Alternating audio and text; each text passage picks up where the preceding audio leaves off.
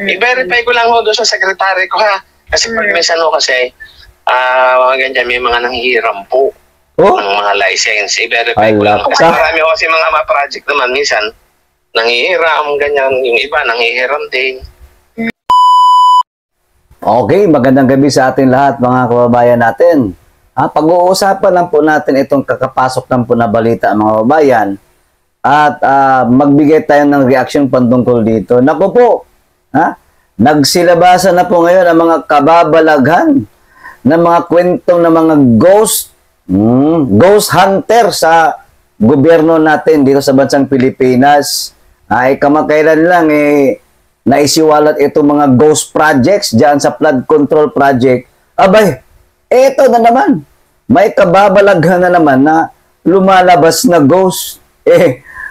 Malayo pa naman yata yung Nobyembre. Bakit nagsilabasan na itong mga kababalaghan itong mga ghost na to mga kabayan natin? Ayon dito sa balita, na dyan sa may Batangas mga kababayan ay merong isang kontraktor na isang konsehal din dyan sa may Batangas na kung saan abay merong ghost project. Ito naman ay dito sa Reflector Road Stud.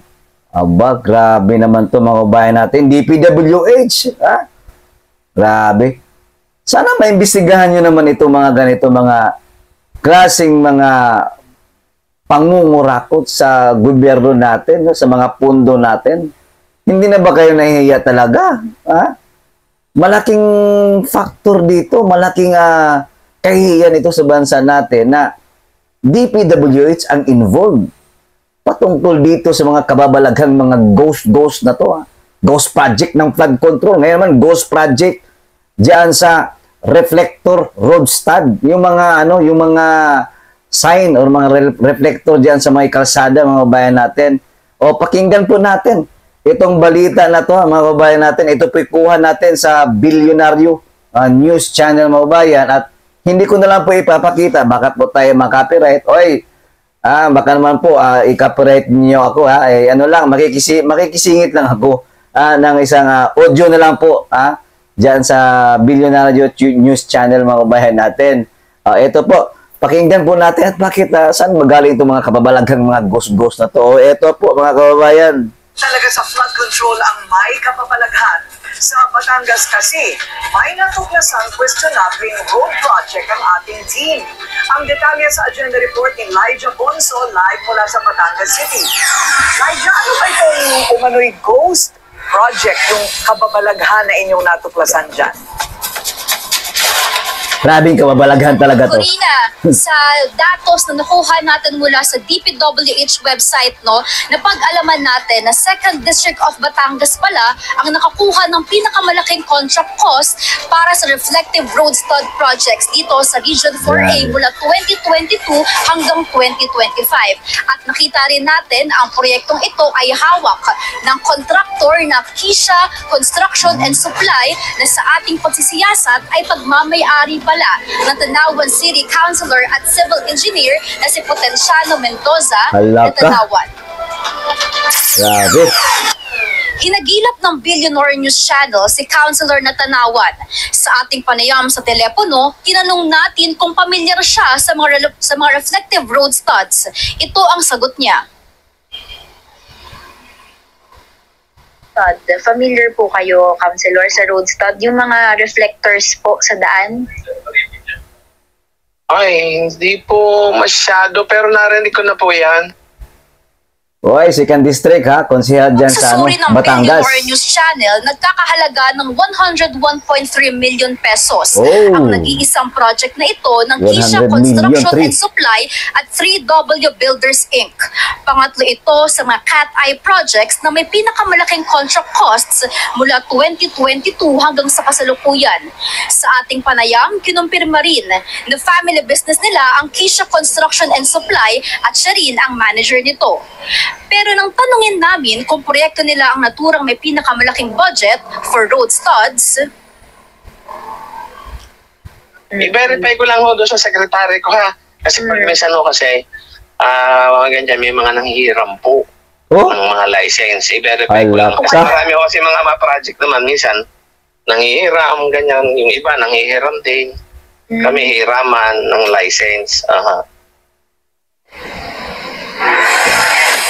Corina, sa ating panayam, dalawa ang ating natuklasan. Una, may contractor na may hawak ng government possession. At Yeah. ikalawa naman ay may hiraman umano ng lisensya na nangyayari sa ilang road projects. At nang puntahan din natin kanina ang sinasabing location ng proyekto ng Kisha Construction and Supply, base sa mapa at sa mga nakausap natin sa City Hall, ay wala tayong nakita ni isa na cat-eye or reflective road stud sa daan na ito.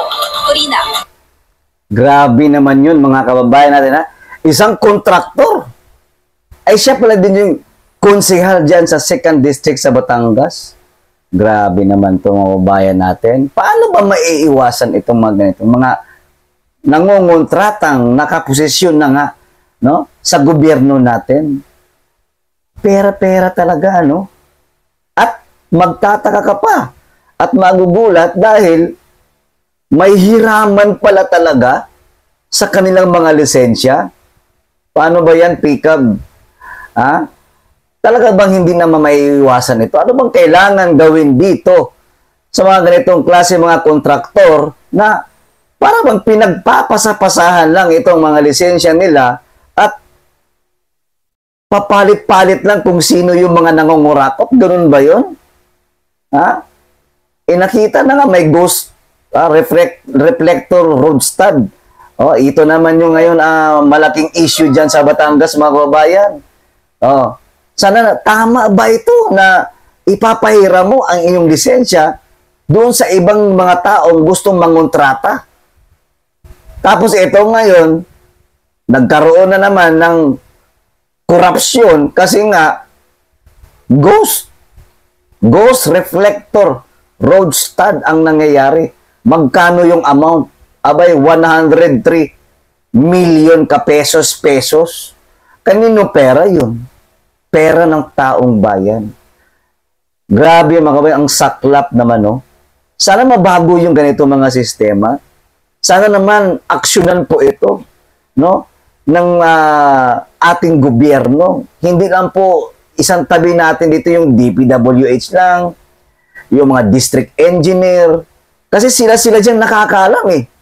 Sa rotation dyan, sa bawat departamento o ahensya, sila na po yung mga nagsasabuatan dyan. Ano ang kailangan gagawin nitong administrasyon nating Bongbong Marcos para maiwasan na po ito? Kasi sa akin pala, hindi po ito tama na ganyan na lang ang gawin nila sa ating mga pundo, mga bayan na pinaghirapan yan ng ating mga mamayang Pilipino na nagbabayad ng ating mga buwis. Grabe. Hanggang dito na lamang, mga babayan. Ito'y isa na namang kahihiyan dyan sa hanay ng DPWH patungkol dyan sa isa na namang ghost project na reflector road stud. Grabe, mga kabayan. Ako'y nahihiya na talaga. At wala na talaga bansang Pilipinas. Talagang lulubog na po tayo dahil sa marami pong mga nakaupo dyan sa mga posisyon nila na talagang sakim sa pera. Hanggang dito na lamang, mga kabayan. Maraming salamat and God bless us all. Bye!